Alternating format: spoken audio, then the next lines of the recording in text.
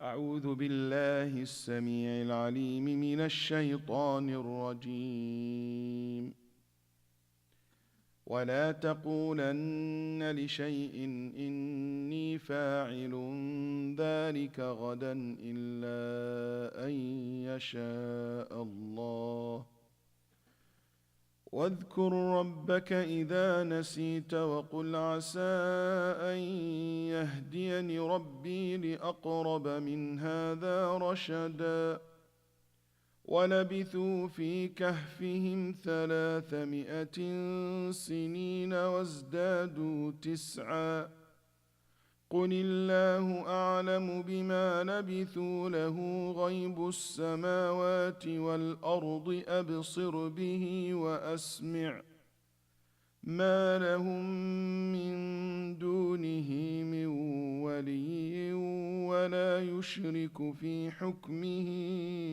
أحدا واتل ما أوحي إليك من كتاب ربك لا مبدل لكلماته ولن تجد من دونه ملتحدا. Yes. Today inshallah we'll start with verse 23 until 27. Do not say, if anything, I will do that tomorrow, without adding, God willing. And whenever you forget, remember your Lord and say, may my Lord guide me closer to what is right. Some say the sleepers stayed in their cave for 300 years, some added 9 more. Say, Prophet, God knows best how long they stayed. His is the knowledge of all that is hidden in the heavens and earth, how well he sees, how well he hears. And they have no one to protect them other than him. He does not allow anyone to share his rule. Prophet, follow what has been revealed to you of your Lord's scripture. There is no changing his words, nor can you find any refuge except with him. Content yourself with those who pray to their Lord morning and evening, seeking his approval. And do not let your eyes turn away from them. That's not here. Not this, just 27. Oh. طيب. And also the verse 27, the translation wasn't very good, but we'll comment on that inshallah. Bismillah, alhamdulillah, wassalatu wassalamu ala rasulillah wa ala alihi wa sahbihi wa man wala wa ba'd. Allah subhanahu wa ta'ala is saying here to Muhammad sallallahu alayhi wa sallam and to the whole entire ummah, وَلَا تَقُولَنَّ لِشَيْءٍ إِنِّي فَاعِلٌ ذَلِكَ غَدًا. And never say of anything, indeed I will do that tomorrow, except that you should say or add to it, if Allah wills. So this is an etiquette that the Prophet ﷺ was taught by Allah. And even Nabi ﷺ was ordered to do that, so everybody else should do it as well. It's not something special for the Prophet ﷺ. Sometimes Allah, when He wants to order us something, He gives this order to the Prophet ﷺ. So we understand and we realize it is since the Prophet ﷺ is supposed to do that, فَغَيْرُهُ مِنْ بَابِ أَوْلَى. The rest of the ummah, prior, should do it as well. And Ibn al-Jawzi rahimahullah, in his great book in Tafseer called Zad al-Masir fi ilm al-Tafsir, he said that this verse was specifically revealed as a response to the Prophet sallallahu alaihi wasallam when the kuffar of Quraysh came to him asking him these questions that they got from the Ahlul Kitab at that time to examine the Prophet sallallahu alaihi wasallam if he's true prophet or not. The Prophet said, I will answer you tomorrow. The Prophet was expecting the wahi, the revelation to come. But he never said, inshallah. That's why Allah subhanahu wa ta'ala did not send any answer for him. And he stayed for a while as we study. To teach the Prophet ﷺ a lesson and to everyone else. It's not, you don't control the world. It's not you the one who decide when the answer comes. It is Allah subhanahu wa ta'ala has wisdom and has His will, and He does whatever he wants, and He thinks it, or He sees the best. So for 15 days he was waiting for the answer to come, and it became so hard for the Prophet sallallahu alaihi wasallam. Ibn Abbas said, it means don't ever say, I will do this tomorrow, I will do this, without saying insha'Allah. Without saying insha'Allah. This except saying Allahu wills. This etiquette, there is a debate about the scholars what that exactly means. Or when do you say it?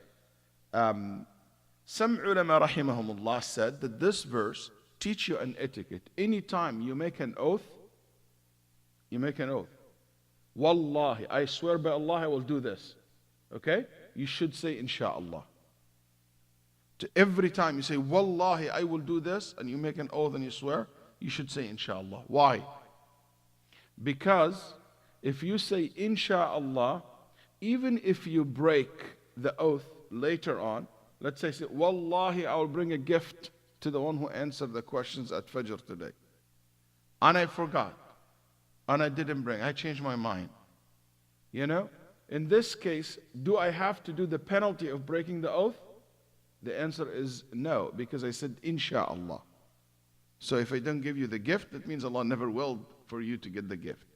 But if I say, Wallahi, I will do this, and I never say insha'Allah, if I do not fulfill the promise, if I not fulfill the plan and I swear that I will do, there is a penalty, which is you feed 10 people, if you don't have money.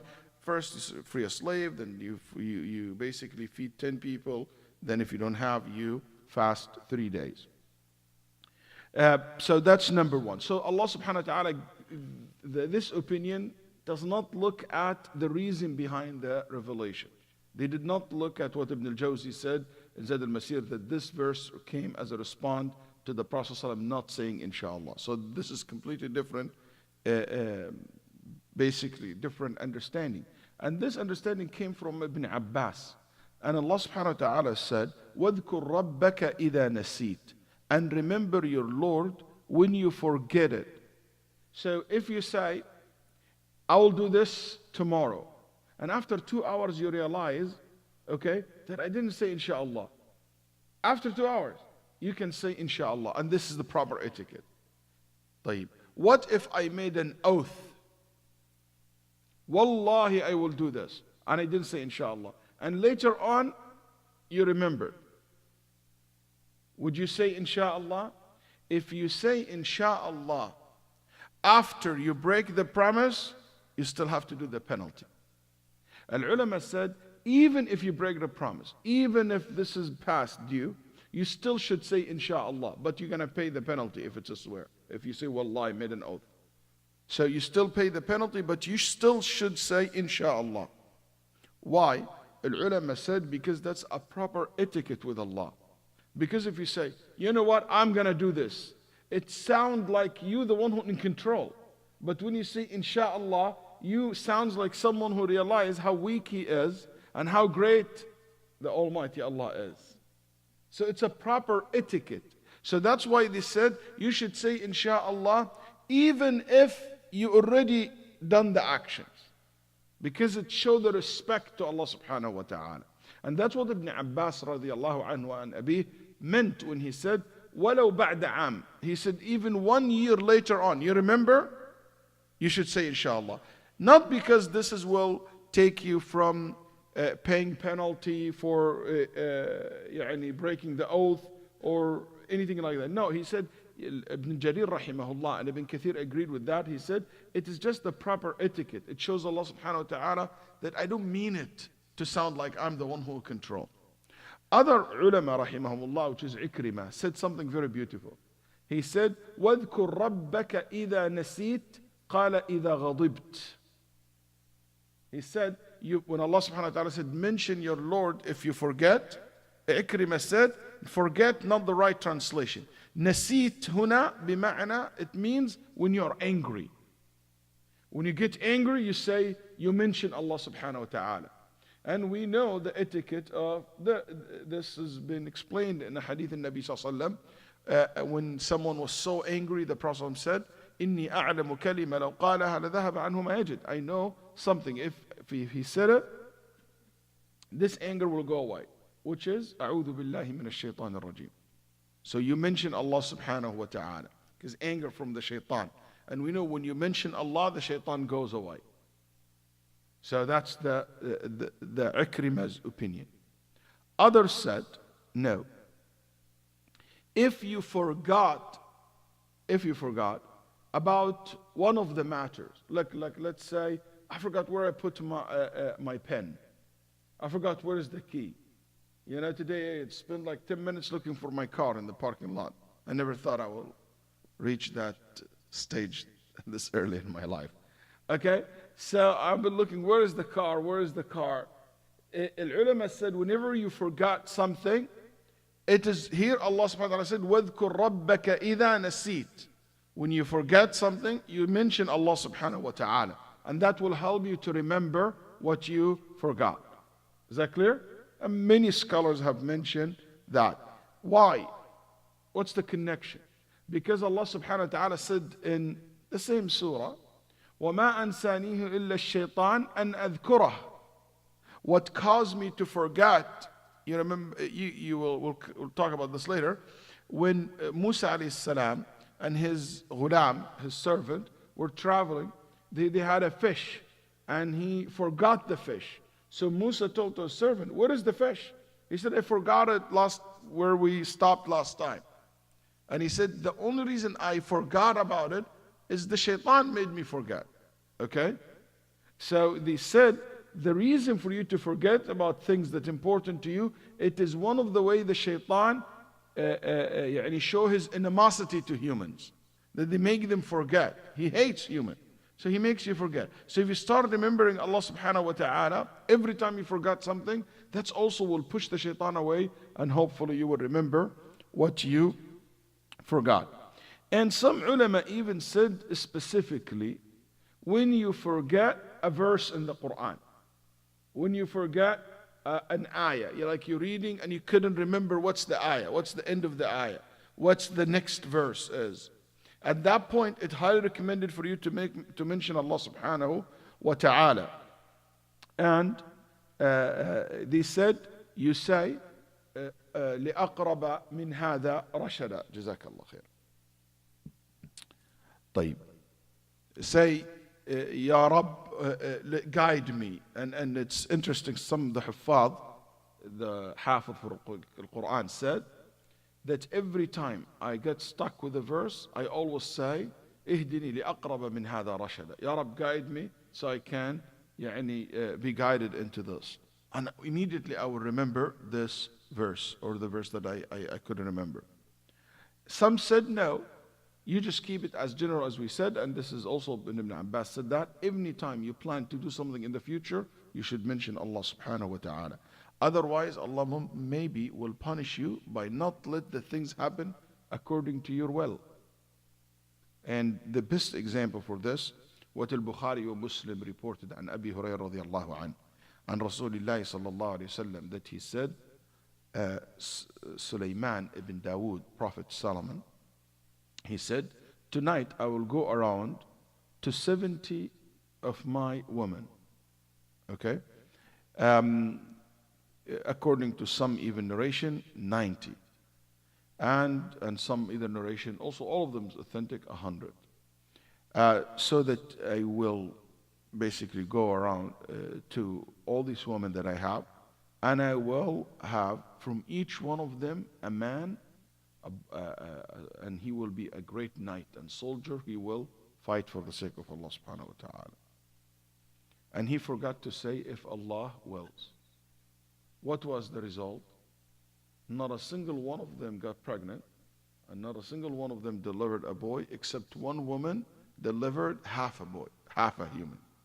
And he came out like what we call, have genetic disorder, or didn't survive basically. Just half a human. And it was a lesson for Sulaiman. And Allah subhanahu wa ta'ala said, sent to him an angel, and he said to him, say insha'Allah. And he didn't say it.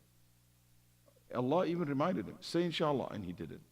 Because these are my women, this is the time of the month they will get pregnant, and he thought, khalas, he will get it done.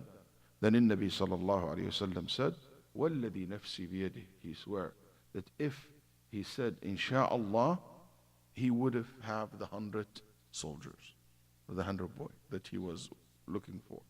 And he said all of them would end up mujahideen fi sabilillah. So Allah subhanahu wa ta'ala said after that, وَقُلْ عَسَىٰ أَن يَهْدِيَنِي رَبِّي لِأَقْرَبَ مِنْ هَذَا رَشَدًا. Perhaps my Lord will guide me to what is nearer than this to right conduct. So if someone asks you a question, like the Prophet, they ask him about the people of the Kahf, they ask about the Al-Qarnayn, they ask him about the soul. When they ask you about something, Ya Muhammad, and obviously all of us, and you have no knowledge of, say, Ya Allah, I ask you to guide me to the nearer truth to this. So I understand this. Guide me to understand. Guide me to know how to respond to it. Guide me the knowledge of the thing that they asking you about, Ya Muhammad. طيب.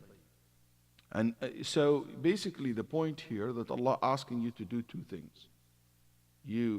When you plan to do something or someone asks you, say inshallah in your answer, especially if something you plan to do in the future.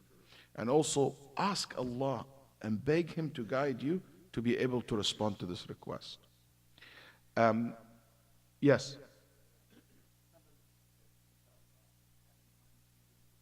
We'll come to this.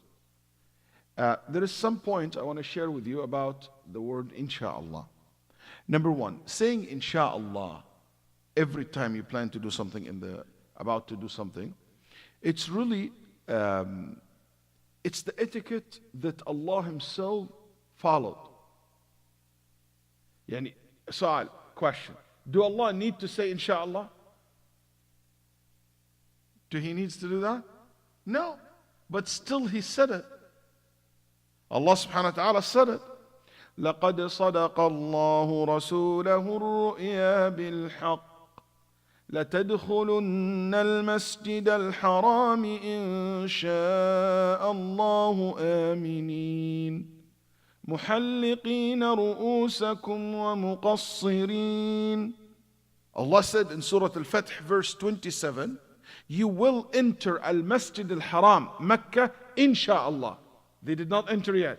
Said you will enter insha'Allah. طب insha'Allah, if Allah wills. طب He already willed it. He told us and He is the God. So why would He say insha'Allah? It is because when you say insha'Allah, it again, you put that trust in Allah. It shows that you love Him, you trust Him, you depend on Him. تثق, تتوكل, تحب, ترجو Allah subhanahu wa ta'ala. And also this insha'Allah, it is the hadi al-anbiya, the practice of the prophets and messengers. فَلَمَّا دَخَلُوا عَلَى يُوسُفَ آوى إليه أبويه وقال ادخلوا مصر إن شاء الله آمنين. Yusuf, when his parents and his brothers entered to the palace, he said, go back and bring all your family from the desert to Egypt, and you will enter Egypt, insha'Allah, aminin, feel secure. So, because they did not enter Egypt yet, so he said, insha'Allah. You remember the story of Musa alayhi salam with the righteous man who has two daughters? Then end up Musa marrying one of them? You know the story. What's the father? There is some narration suggests that was a prophet actually. But anyway, what's that righteous man said?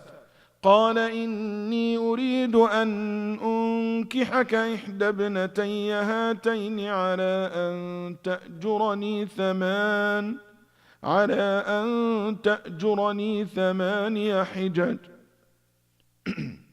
فإن أتممت عشرا فمن عندك وما أريد أن أشق عليك ستجدني إن شاء الله من الصابرين. I want you to work for me 8 years, 10 years, whatever you can offer, and you will insha'Allah find me among the Salihin righteous. Surah Al-Qasas verse 27. Ismail said this to his father when he's about to kill him. What he said, or when he told him, I saw in my dream that you be sacrificed. He said, قال يا أبت فعل ما تؤمر ستجدني إن شاء الله من الصابرين. That, Father, do whatever I've been ordered to do, you will, inshallah, you will find me among those who are patient. Surah Al-Saffat, verse 102. And Musa alayhi salam, when he met Al-Khadr, what he said to him? What he said to him? قال ستجدني إن شاء الله صابرا ولا أعصي لك أمرا. Inshallah, you will find me patient and I will not disobey you. So my point is, the word inshallah, it's a common word in the Quran. Very common word in the Quran. And it is very respectful word, very respectful term. It is sad today that inshallah became a word used to deceive people. Became a word, يعني, as we say in Arabic, تزحلق الرجال. يعني, a word that you want to get out of it. You know, Dr. Ishfaq, tell me I want Ya Waleed from you this, inshallah. And I have no plan to do it. I am not even planning to say it or to do it. Just inshallah. And this inshallah takes forever. You know, this is so shame. People, when you tell them inshallah, they don't even take it serious anymore. They have no respect for the word.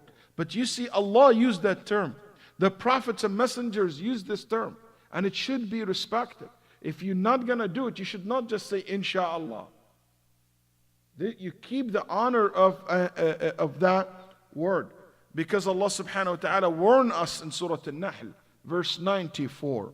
ولا تتخذوا أيمانكم دخلا بينكم فتزل قدم بعد ثبوتها وتذوقوا السوء بما صددتم عن سبيل الله ولكم عذاب عظيم.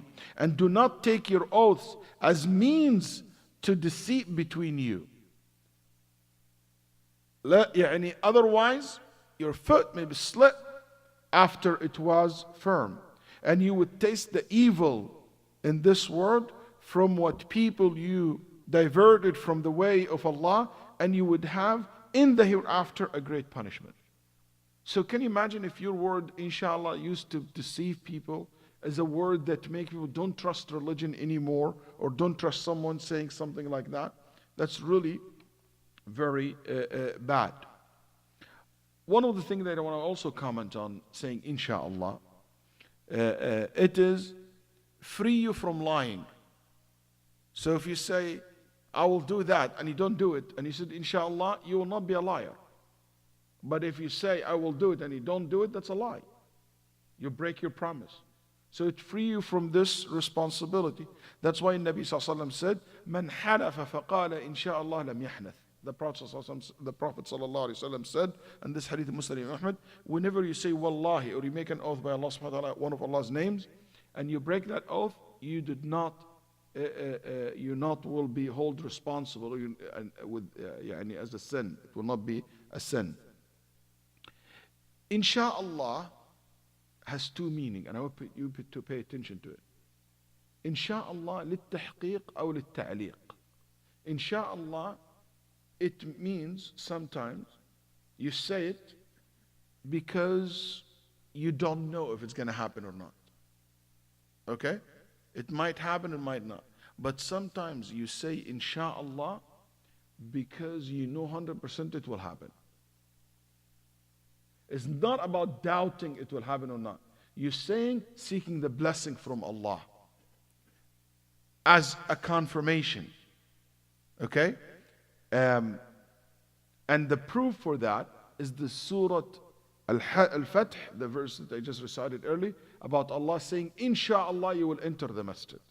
Not because Allah doubt it's going to happen or not. No. Because He wants to confirm that. Yani it happened with my will. Okay? That you don't know about, but I know about.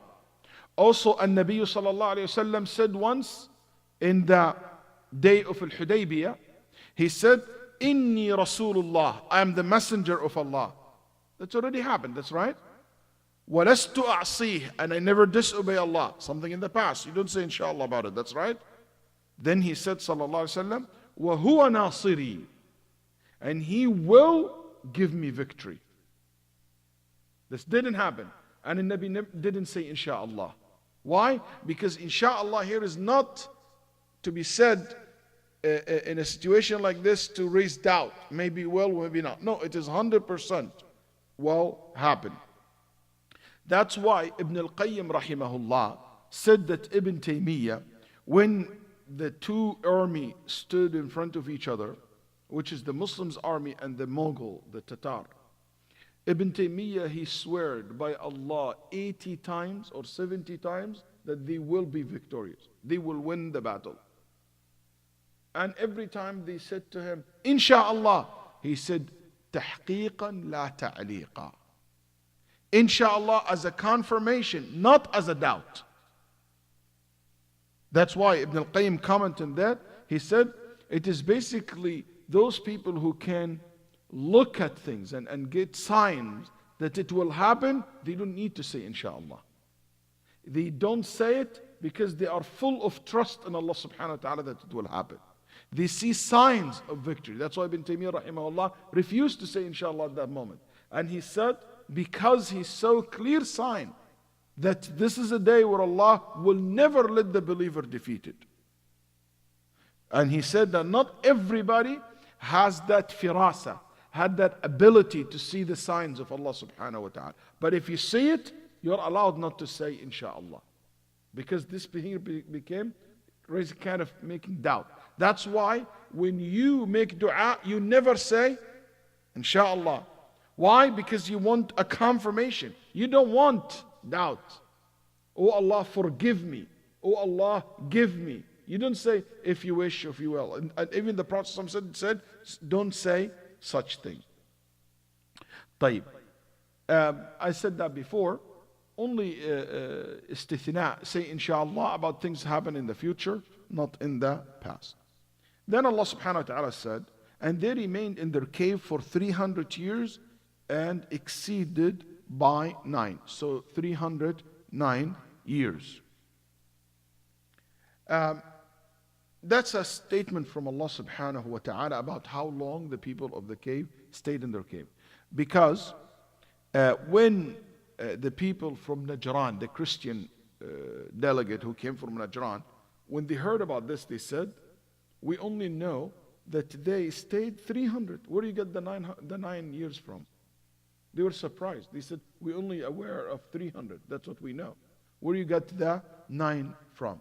That's why Allah subhanahu wa ta'ala said to them, Allah knows exactly how long they stayed. قُلِ اللَّهُ أَعْلَمُ بِمَا. Allah knows exactly how long they stayed.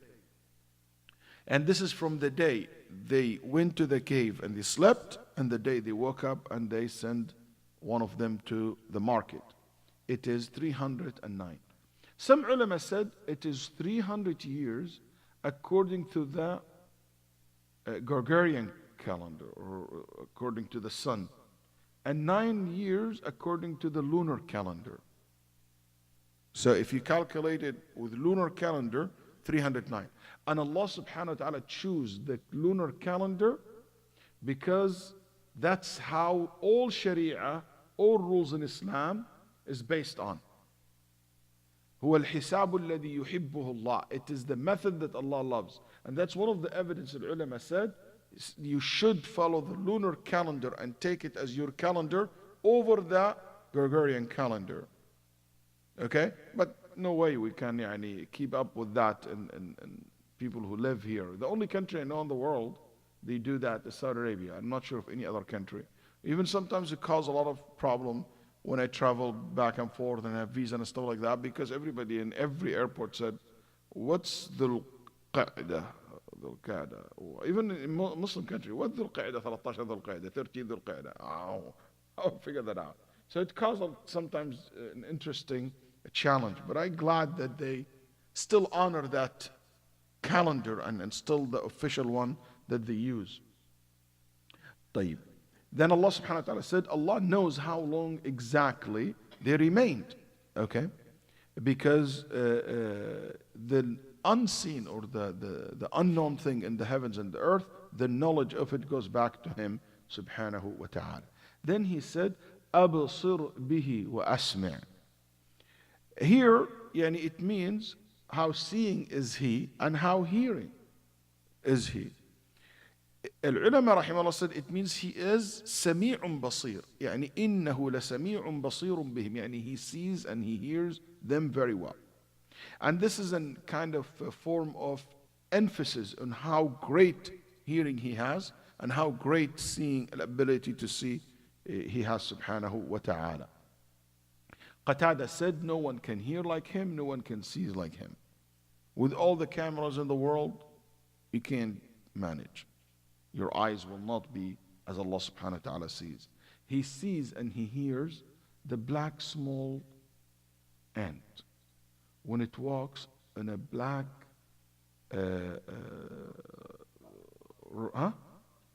smooth rock in a dark night.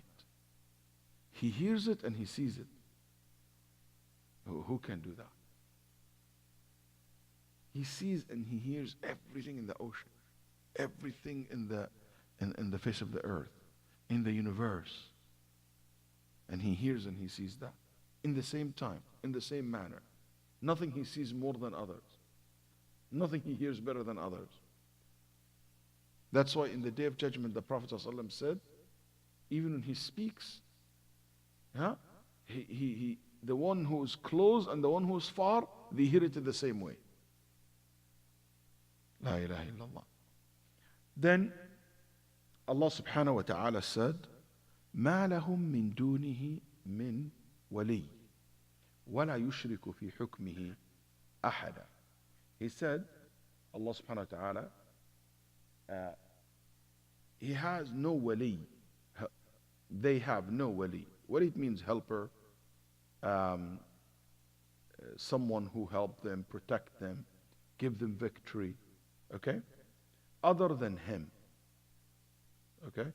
So here, this is an interesting concept, which is al-wali. It means the one who give you victory, the one who protect you, the one who aid you, the one who guide you, the one who give you victory, as I said, except Allah subhanahu wa ta'ala. So no one else in this world will do that to you except him. Allah subhanahu wa ta'ala's help and aid is two levels. Two levels. Al-wilaya min Allah, two levels. Number one, wilaya amma, that Allah subhanahu wa ta'ala help and aid every human being. It doesn't matter, Muslim, non-Muslim, good, bad, it doesn't matter. That's why Allah subhanahu wa ta'ala said in Surah Al-An'am, وهو القاهر فوق عباده ويرسل عليكم حفظة حتى إذا جاء أحدكم الموت توفته رسلنا وهم لا يفرطون ثم ردوا إلى الله مولاهم الحق ألا له الحكم وهو أسرع الحاسبين. When you die, and everybody die, Muslim and non-Muslim, good and bad, that's right? So everyone, when that person die, they return to Allah, the one who is their Mawla. What that means? Their Mawla, yani the one who aid and support and help them in this life. So his help and aid and support go to everyone. That's general. But there is another one which is only to the believers. And that help and aid to the believers according to the faith of those believers. So some of them, the aid and the help of Allah greater than others. The more closer to Him, the more He aid you, the more He support you. And keep that in mind. That's a very important point. The more you're closer to Him, He give you more support, more aid. And this, can you tell me, now we are in the end of the story of the people of the cave. That's right? That's the end of the story. So why Allah will mention this in the end? To connect the two together, to tell you what happened to the people of the cave. It is because they were believers. That's why the aid and the support was greater than anybody expect. The more you're closer to Him, the more victory you get. The people of the cave never ever imagined that they will be aided and helped to this level. But Allah subhanahu wa ta'ala said, no, they got and they received this help and this wilaya, this support, this aid, this help from Allah It is because they were fityatun amanu bi rabbihim. Allah said in the Quran, الله ولي الذين آمنوا يخرجهم من الظلمات إلى النور. Allah, the wali, the helper, the one who aid and gives support to the believer. Help them in what? Take them away from the darkness to the light. So this wilayah from Allah subhanahu wa ta'ala goes to every Muslim and every mu'min. Then Allah subhanahu wa ta'ala said, and لا يشرك في حكمه أحدا. That Allah subhanahu wa ta'ala, He makes none to share in His decision and His rules. لا يشرك في حكمه أحدا. يعني He will not take partner with Him when it comes to ruling. And Allah subhanahu wa ta'ala the rulings of Allah subhanahu wa ta'ala are two type. حكم قدري وحكم شرعي. The ruling of Allah subhanahu wa ta'ala, it is related to the universe. So if Allah subhanahu wa ta'ala said that the sun comes from the east and set in the west, no one else can change that system. If Allah subhanahu wa ta'ala decided that you are going to be tall, nobody can make you short. If Allah decided that you were born in this place with that genes, with these things, Allah the only one who can do. This is related to the universal things. Has nothing to do with the religion. If Allah decided that there is a hurricane, there is a hurricane. If Allah decided that disease will happen, disease will happen. Cure will happen, cure will happen. Okay? So these are things that Allah subhanahu wa ta'ala rulings related to the universe. Has nothing to do with the religion. All these area, Allah is the only one who make the decision. No partner, no one consult Him, no one aid Him, no one can change it except Him. The other area with His ruling comes, which is the rulings that Allah subhanahu wa ta'ala loves. The ruling that Allah put because He loves it. Allah doesn't like or love, doesn't make a difference to Allah from love and hate. Okay? That the sun comes from the east or the west. He only made it come from the east for a wisdom, but not because He loves it, because He had great wisdom behind that. Allah made the universe this way and the earth this way and the sea and the mountain because of wisdom, not because He loves it. But there's other things Allah made rules because He loves these rules, which is to pray 5 times a day. That's a ruling. There is, you avoid usury. You don't fornicate, but you get married. You don't do things which is harm you or harm others. He loves to see you safe. He loves to see you providing to people. So because He loves that, He legislates that. Is that clear? Allah also saying, as He has no partner in the first, which is the thing related to the universe, He has no partner can be taken with Him in the second area, which is the rulings and the thing that He legislates for people. And that's a very important fundamental in our religion. That's why we say, Al-Hukum Lillah, that Allah is the only one who makes the ruling. That's why when Allah subhanahu wa ta'ala said, this is allowed and this is not allowed, we should obey and not to take partner with Him. And you take partner with Allah if you choose other legislator over Allah's legislation. You take a partner with Allah if you follow your desires and you choose to follow it instead of following His ruling subhanahu wa ta'ala. So that's basically the meaning. And there is one qira'ah ibn Amir, وَلَا يُشْرِكُ فِي حُكْمِهِ. He does not take partner, but Ibn Amir qara, he recited it, وَلَا تُشْرِكْ فِي حُكْمِهِ أَحَدًا. Do not take, instead of he doesn't take, it became do not take partner with him when it comes to the ruling. So this qira'ah is very explicit about the meaning that we just said. طيب. If we look at all this, we come to, I want to share some point. Number one, that the supernatural things that happen sometimes happen on the hand of prophets, and we call these ayat or miracles, and happen in the hand of righteous people like these young men. These are righteous, no prophet or messenger. And Allah made them do something supernatural, that they lived for 309 years. That's a miracle. But it's not, doesn't mean the prophet. They are awliya, righteous people. And we call this karamatul awliya. And we believe in both. But also, believe it or not, some supernatural thing can happen in the hand of bad people, even disbeliever. Like what? The worst of it all, Ad-Dajjal, the false Messiah. He bring people to life, he do this, he do that, he do a lot of supernatural things. So the supernatural things are not necessarily in itself a proof that this person is right or wrong. Because everybody can make things. That's true. The supernatural things that the prophets came with, nobody can match it. No one can match it.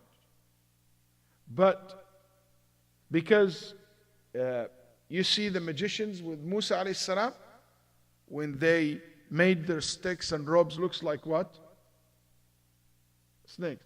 If you Google redoing the snake's miracle, okay, just Google it. You will see that with chemical, you put it together and you mix it, that chemical turned to be like a snake. It goes up like that and move. Tahtaz, subhanAllah. And it looks like a snake. And you Google it, you see it. Some chemists, and you do stuff like that, and they make it like, move. It's like from nothing. And it became all of a sudden, looks like from a distance, you might confuse between this chemical reaction and the snake itself.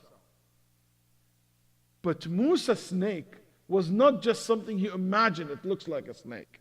Musa's snake was real. That's why he ate everything that they had. And that's what they realized. It's not just a delusion. It's a true action from Allah subhanahu wa ta'ala. So you will understand the difference by looking at the practice. Prophets, righteous, their life completely different than magicians. Magicians are after money, after worldly matters, but the righteous and the prophets are not. Magicians are filthy, disbeliever, not the case with the other one. One of the lessons that we can also reflect upon, changing the society, guiding people takes time. It takes a lot of time. Don't think it's going to happen overnight. 309 years, and Allah changed that village. They found the change after 309 years. We not maybe live 309, maybe we're not going to live 309 years. Okay? Unless some of you Ahl Kahf. Okay? But you didn't need to wait to see it with your own eyes. You believe it even if you don't see it. And that's a very great lesson for us. That time, it takes time for people to change. So be patient. Don't rush. Don't angry. Don't be frustrated. Don't give up on people. Also, one of the things that we can learn, that Allah the only one who knows the unseen. Nobody ever knows the unseen. That's why Allah in this story mentioned several times, He's the only one who knows the reality and what exactly happened with this young boy who entered the cave. So keep that in mind. Anybody ever ask you or tell you that he knows the future, he knows the unseen, this is not true. The only one knows the unseen is Allah subhanahu wa ta'ala. Even the prophets. The Prophet says, لو كنت أعلم الغيب استكثرت من الخير.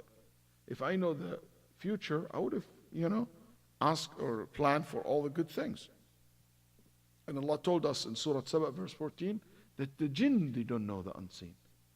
Musa alayhi salam, Sulaiman alayhi salam, was having all the jinn works in front of him. And he was sitting like this on his stick. Stick. How long it takes the insect, termite, okay, to come and to eat the stick until he fall down? While at least several days. Okay? Huh? Maybe years. Who knows? But let's just say even few days. He's dead like this, and they didn't know, and keep working, scared of him. Okay? And all of a sudden, he, boom, fall on his face. Because the stick was eaten by the termite or by the insect. And he fell on his face. So they realized that they've been working all this time afraid of him and he's dead. They realized that nobody knows the unseen. Also, this is teach us that the ruling of Allah subhanahu wa ta'ala must be accepted in both sides. Whatever He decreed upon us in qadar or whatever He legislate for us. It cannot be rejected. It cannot be twisted. And with this, basically, come to the end of the story of Ahlul Kahf. And here, benefits and lessons from the whole entire story. After we learn a lot of benefits, detail about each and every verse, these are some benefits from the whole entire story. Number one, Allah subhanahu wa ta'ala promised the believers victory. Yes, He did not promise, we have a sign back there. It says, God promised, a safe delivery. But He never promised a calm journey. And that's very true. Allah promised you victory. But He didn't promise you that the victory will happen right away or very easy way. It takes struggle. So keep that in mind. And Allah subhanahu wa ta'ala's victory is two types. Basically a tangible victory. And this has happened when two armies fight one another. And in history, Muslim, alhamdulillah, in many times Allah give them victory over their enemies when they meet in the battlefield. But that's not the only victory Allah give the mu'mineen. This victory can come and can be delayed, can be seen at one point, and can be never seen by a group of people. Yes, in the end it will come. But you know what is more important? The other type of victory, which has never ever disappeared in the ummah, which has always been there, which is something we call it intangible victory. Not the tangible, intangible. And that means an-nasr al-ma'nawi, which is that Allah subhanahu wa ta'ala give them victory through the power of the Quran, the power of the words, the power of the legislation. Nobody ever debated the Muslims and about the religion and was able to win. In India, when British occupied India, they want to debate Muslims. So they choose a very young guy from the village. And because he is very young, he's not very educated, they thought this would be good a debate when they bring their scholars and they will raise doubt about Islam. So they bring this young guy and they ask him, you believe that Muhammad is a prophet? He said, yeah, he is. He said, and you know that he's with his Lord? He said, yes, absolutely, he's with his Lord. He said, and his grandson Al-Hussein, you know him? Who doesn't? He said, was he murdered? Yes, he was murdered. And he was murdered by the enemy and unjustly and unfairly. He said, yes, unfortunately. And he said, if your prophet was true prophet, why didn't he scream to God? And he said, save my grandson Al-Hussein, if he capable of doing anything. Then the young man looked at him. He said, he did. That priest couldn't believe the answer. He said, what? He said, he did. He asked God that. He screamed at God. And he said, what happened? He said, God, help me. Save my grandson. So God told him, I couldn't save my own son, I will save your grandson. He's being sarcastic. He said, I couldn't save my own son, I will save your grandson. So they got it, and they couldn't even continue the debate. He's being just sarcastic with them. So here, even a young boy like that, the hujjah and the bayan, the evidence, it's in his side. He didn't lose it. He did not have the education that the other people had. But this is a victory that Allah giving the Muslim every time we go into a debate. I remember in University of Houston, right after 9/11, he was a nice guy, but I don't know why he just crossed the line of the adab or the etiquette of debate. Then he came and he asked me a question about the hijacker. And he said, what's your belief as a Muslim about the hijacker? What do you think of them? Are they Muslims? He just want a way to stay, for me to say they are Muslims, so he connect two together. You know what I'm saying? Then I told him, I said, we believe that in the day of judgment, there is ثلاث دواوين تنشر العباد. There is 3 records will be brought in front of Allah subhanahu wa ta'ala for each human being, for each and every human being. Number 1, the records of the thing between you and your God. Prayer, zakah, hajj, stuff like that. And another record in relation to what is between you and human being. You took his money, you lied to him, you caused him harm, you made fun of him. And the third one, ad-dima, and this hadith al-Nasa'i, in the hadith al-Nabi sallallahu alayhi wa sallam reported by al-Nasa'i, which is anything has to do with killing one another. And Allah will never let these hijackers ever pass in the day of judgment before He asks them about these bloods that they spill and the death that they cause. But I have another question for you. He said, yes. I said, let's hypothetically say that they were Christians and they believe in Jesus as their Savior. What would happen to them in the day of judgment?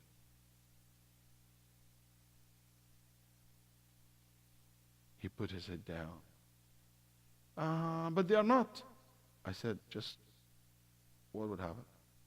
They believed in Jesus, and you're not Catholic, so Catholic will require for the priest to, forgive him or make conviction. You're not. So, and he started to get out, and he said, okay, technically, since they believe in Jesus, they go to paradise. He couldn't get out of it. I said, see the difference? He said, nobody can really get a victory over Al-Islam in general. Islam is a very dominant religion. So that's another victory that Allah, not only to Islam, to the Sunnah of the Prophet ﷺ as well. So one of the also lessons that we know, that at-tawheed and faith is the main reason for being victorious. That's why Allah subhanahu wa ta'ala said, إِنَّهُمْ فِتْيَةٌ آمَنُوا. The only description that they got, beside that they are young men, that they are true believers. Free themselves from the kufr, from the shirk, and the mushrikeen. Number 3, one of the main reasons for you to achieve the victory of Allah subhanahu wa ta'ala, we learn from this story, that being patient, holding tight to the deen of Allah, even if it leads you to leave everyone that you love. Even if it leads that you disagree with people who are so close to you. Even if it leads to you to go to the cave. That's how much they were holding into the truth. Not people who anything happened, ready to quit. And I said, subhanAllah, I got so many phone calls, question, can I take off my hijab after the shooting in California? Yeah. Are you putting this hijab? Anything happened, take it off hijab. Take it. If you're not very comfortable with it, just a little bit of being firm. Have a resistance. It's not very shaky. Number 4, we see also from one of the main reasons for you that Allah give you tawfiq in life and you hold tight into your religion and to achieve success, to be around good people. They're not one, they're a group of young men. Okay? Number 5, one of the also asbab al-falah, the reasons behind success in the dunya, it is avoiding the fitan. Staying away from the area or the people who disbelieve in Allah, people who lead you to force you, not the disbelief, they force you and encourage you to disobey Allah subhanahu wa ta'ala. And by the way, avoiding the places and the area where you cannot practice your religion, the area where you are forced to denounce your religion, where you're forced to disobey Allah subhanahu wa ta'ala. Leaving this area, it is not something new. وَأَعْتَزِلُكُمْ وَمَا تَدْعُونَ مِن دُونِ اللَّهِ. I avoid you and what you worship other than Allah. Ibrahim said it to his father and to the people, his people. Number 6, it is so good to always expect good from Allah. حُسْنُ الظَّنِّ بِاللَّهِ. You have a good expectation in your Lord. Where do we get this in the story? Anybody can tell me? Where we get this from the story of Ahl al-Kahf? فَأْوُوا إِلَى الْكَهْفِ ينشر لكم ربكم من رحمته ويهيئ لكم من أمركم مرفقا. Ya salam.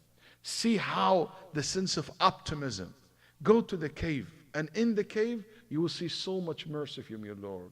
Allah will make things so easy for you. There is no any sign for say we're going to the cave that all this, but this is optimism. This is trust in Allah. This is viewing Allah as a source of all good. Number 7, the importance of dua. We learn from this story that's so important. With all the faith that you have, you still beg Allah subhanahu wa ta'ala to guide you. You still ask Allah subhanahu wa ta'ala from His mercy. رَبَّنَا آتِنَا مِن لَدُنْكَ رَحْمَةً وَهَيِّئْ لَنَا مِنْ أَمْرِنَا رَشَدًا. Ya Allah, provide from you a mercy to us and let us guide us to the best of ways. Number 8, it is so important for those who want not only to survive but to thrive, not only to save themselves but to influence others and to be victorious, that they always consult one another. As a group, as a community, we should not just everybody do his own. As Allah said, وَأَمْرُهُمْ شُورَى بَيْنَهُم. They consult one another and they ask for the feedback. They take the opinions of everybody, trying to build a sense of consensus and an agreement among each other. See, the decision that they made were to go to the cave. Listen to what Allah said, فَأْوُوا إِلَى الْكَهْفِ. Let's all of us go to the cave. Nobody said, okay, you go to the cave, I'm going to stay at the home. When they made a decision, all of them followed. That's very beautiful. Not like sometimes you made a decision, everybody said, oh, I'm not going to do this, I'm going to go this way, that way. No, they basically understand like being together and consult one another and make the decision collectively, it's the right way to go. Also, number 9, that they obey one another, even if they disagree with each other. You remember when they said, how long you stayed, how long you slept, it's a day, half a day. There is disagreement. But when it comes to the things that matter the most, they are unified. We can disagree inside the society and community about small things. But the big things, it's a shame if we disagree. It's unacceptable if we don't agree. The main thing, we have to agree. Yes, in the small thing we can disagree about certain things. You know what? Maybe we disagree how Abdullah's way of dressing is.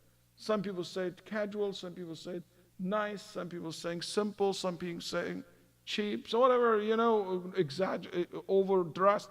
We can have all different opinions about that. But when it comes Abdullah's right being violated, we all stand together. Abdullah is a Muslim in the community and he deserved the brotherhood and the love. Nobody should doubt that. And I defend him. So here it's very great lessons from the story of Ahlul Kahf. Number 10, we learn from the people of the Kahf, or these young men, that it's so good to plan well and to take the necessary means. They took the money, they left in the night, they went to a cave that they know very well and identified before. So all this plan, they sent someone and they said, hide your identity when you go to purchase the food. So all this should good planning, and this is very important for us if we want to be successful. Also, sometimes we think avoiding confrontation is a form of cowardness. But no, it is many times a form of wisdom. Might people say, why these young men did not stand and fight and die as shaheed? Why did they run away to the cave? These are not real men. No, Habibi. Allah praised what they did because it was the right thing. So many times we think that's overzealous and basically confrontation and challenging and stuff like that is the right course of action. But that's not all the time is the right course of action. So many times the right course of action is the wise one. Is the one comes from here, not from here. As the worst course of action, the one comes from here, from hand. doesn't consult anything else. You just don't think. You know, I always say, it's okay to follow your heart, but you have to take your mind with you. And you can't follow your heart and leave your brain behind you. You have to basically analyze and make a wide decision. Number 12, be with the jama'ah. Even if this jama'ah is very small in numbers.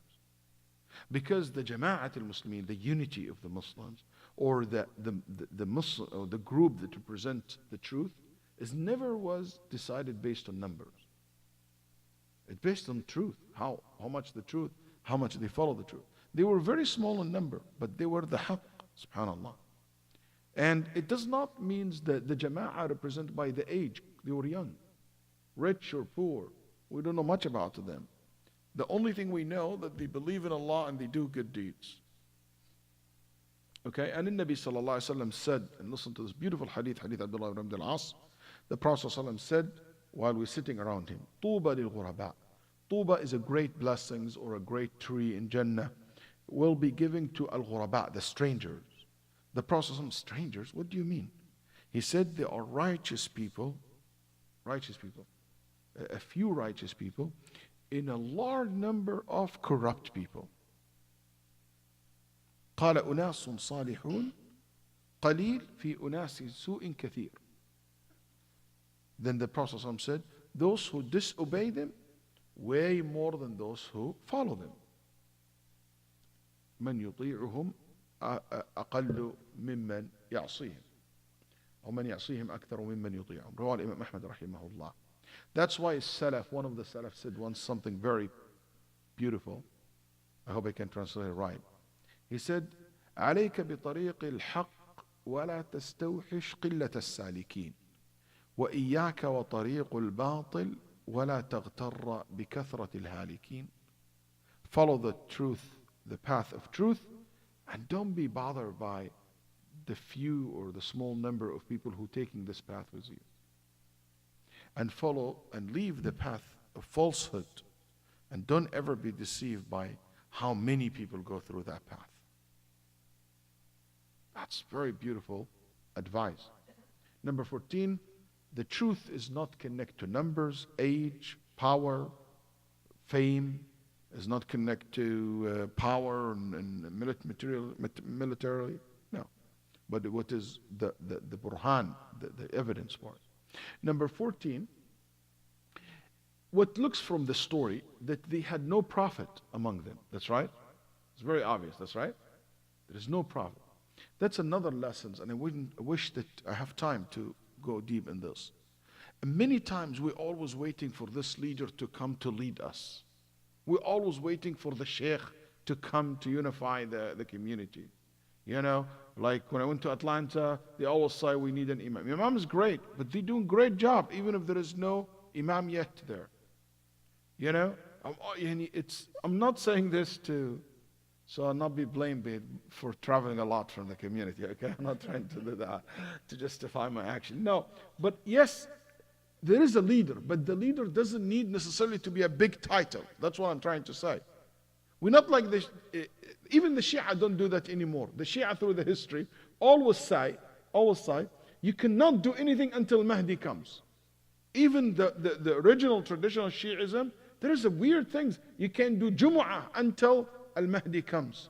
The traditional Shias, they have a lot of things that not allowed to establish a government, to make a government with ruling. That's why so many Shia said that Al-Khomeini, the one who established the Islamic Republic in Iran, is kafir.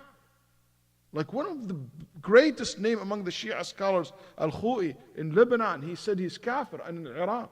They said this is un-Islamic, because you cannot establish a government or a state unless Al-Mahdi comes. We don't have that concept that somebody big has to come, or a sheikh, or someone to bless you, or anything like that. No. You take the lead and you can make the change, like these young men did. And that's a great lesson. We have to have a high self-esteem, but balance this. Number 15, which is the last point, al-bara'ah min al-kufr, free yourself from kufr. and from the people who practice kufr, it doesn't make you a person full of hate to others. Should not turn you to a person full of negative feeling towards the world. No, you don't wish good for the world. Wallahi al-azim, I would never forget somebody told me, what you doing in America, Waleed? Come back. I said, Ya akhi, alhamdulillah, yani, have center, we have Muslims, a lot of people except Islam knows about Islam. And he said, those people don't deserve to be Muslims. You should not even give them da'wah. Let them die like this so they go to hellfire. And I said, A'udhu billah. I can't imagine. That's not the heart of a mu'min. That's the heart of shaitan. Wallahi, I heard that. And not from one or two. There's people have this, they think that this what it means, al-bara'a min al-kuffar, to free yourself from kufr and kufr. That's wrong. Look at these young boys. They wish the best for their people. And they never ever, even though they clearly said that we don't believe in what you believe, but they still call them qawmihim, our people, our people, our people. They did not say, oh, you guy. No. Like what you see in some of these extremist groups. The first thing they do, they burn the passport. The first thing they do, they hate their own people. You know, I'm preparing a class about, called Deceived, about the extremist jihadi groups in this world. And one of the things that I found in my course, that one of the first things they teach their followers, to hate their own people. And about 6 months ago, I saw a video, brought tears to my eyes. A guy who was among these ISIL group took his cousin in the car. He said, let's go for dinner. And he took him to the desert. He tied him up. And he have a video, a phone recording. And he laid him in the highway, in the desert area, in the desert. And he had the Kalashnikov.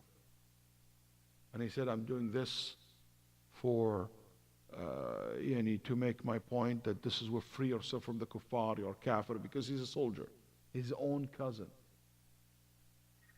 And in the video, the other guy, like recording, then he shot him.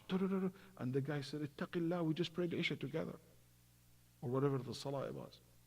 Ittaqillah, I'm your cousin. We just prayed together. He said, you're kafir, murtad. And he killed him. And by the way, this country, Saudi Arabia, where this video took place, in this country, cousins and family tie is very strong. It's like brothers. So for me to see this is completely wrong, evil. So I think from the lessons that we see, that they never prayed that Allah destroy their people. They never ask Allah to destroy the whole city. Actually, they wish, they give them da'wah, and when it didn't work, just let them alone. And that's a great lesson for us in the da'wah of Allah subhanahu wa ta'ala. And with this, we come to the conclusion of the story of the people of the Kahf. And it's amazing transition.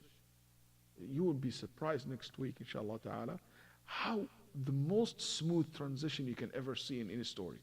How Allah basically take you from this story to completely new subject. And inshallah ta'ala, will be, Muhammad wants me to say it, but I think that's good enough today. It's already been at 1 hour. And we will continue inshallah tomorrow, next week. And if you're not here in Houston, you always can log on and join us. It's live.